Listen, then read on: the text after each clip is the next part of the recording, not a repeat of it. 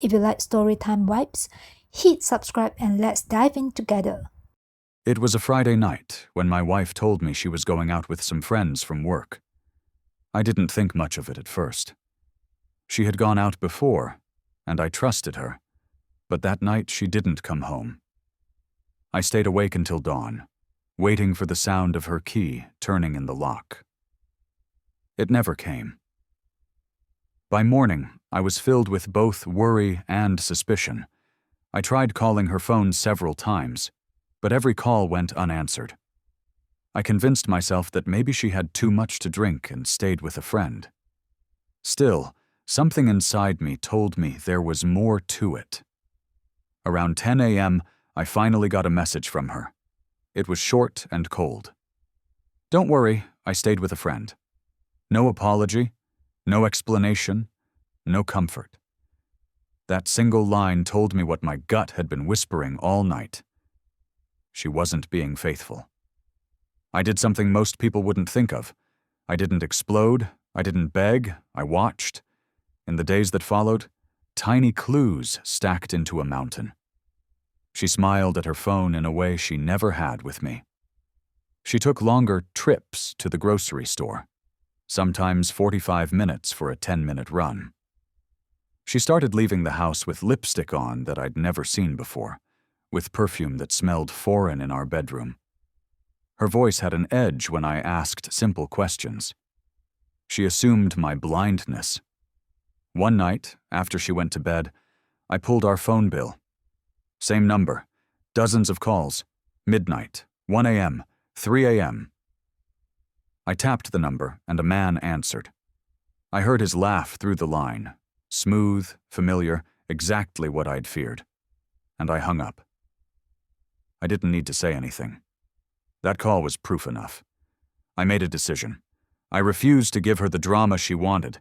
If she wanted to betray me, she'd do the digging. I would only set the trap and wait.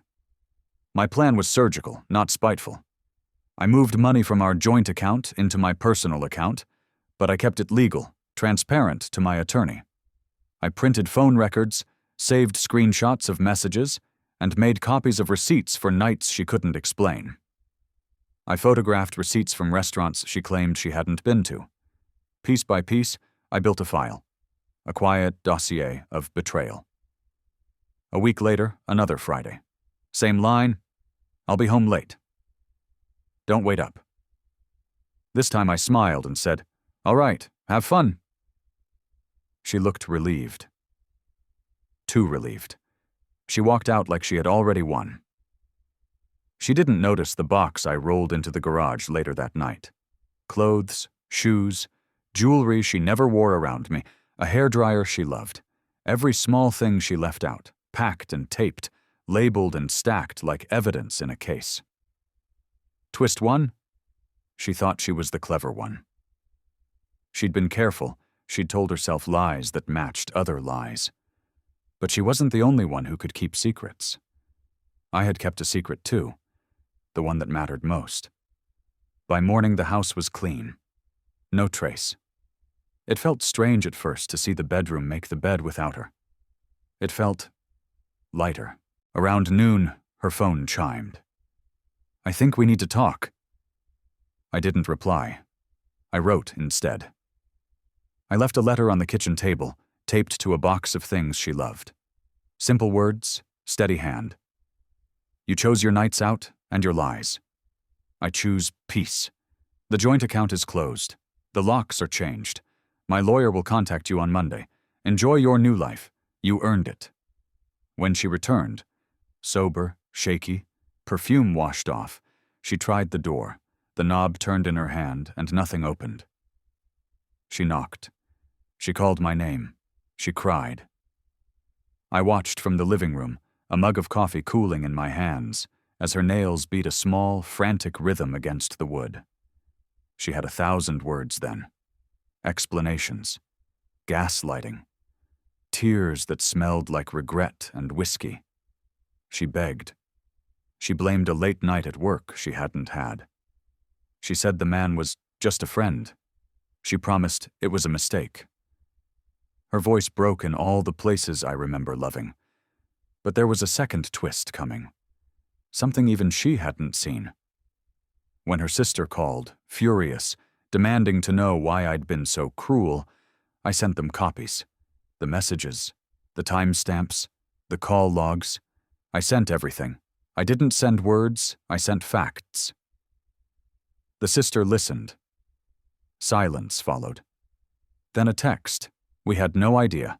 The dramatic reveal wasn't a shouting match. It was the calmness of the truth laid out on a table. Evidence doesn't shout, it convinces. And when family, who had stood at our barbecues and birthday parties, read what I had, they stopped defending her. She thought she'd win by turning sympathy into pressure. Instead, her lies lost power under the weight of proof.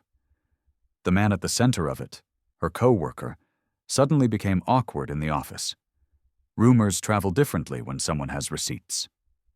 I need to tell you about an unexpected moment. A week later, the co-worker's wife, because yes, he was married too, showed up at the office door. She didn't scream. She showed the HR department a stack of messages and asked for an explanation. That silence that came over the room? Priceless. It wasn't my plan, but it was justice folding in from another angle. Two people playing with other people's lives. Two people falling at once. People ask me if I regretted being harsh. They ask if I could have forgiven. The truth is complicated. I did love her. I had invested years, dinners, our little Sunday ritual of coffee and crossword puzzles. But love isn't a leash. Love isn't tolerance for deceit. When someone repeatedly chooses lies, they choose a different life. What I wanted wasn't cruelness. It was closure. I wanted to close a chapter without losing my dignity. So I arranged things so she would have what she needed to start over. Legally, financially, but not at my expense or with my permission. The bank account was closed, yes, but I left a modest cash cushion and 2 weeks' pay in a separate envelope. I wasn't a monster. I was a person claiming what was rightfully mine and giving her what allowed her to survive without me, on her terms.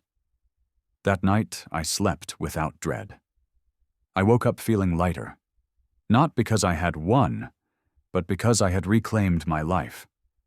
The weight of suspicion, the nights of staring at a locked door, the replaying of lies, all of it lifted. Some will say I was cold, some will say I was justified. My opinion? Both can be true. I was hurt, I was angry, I was also practical. I wanted to walk away carrying nothing of shame, only lessons.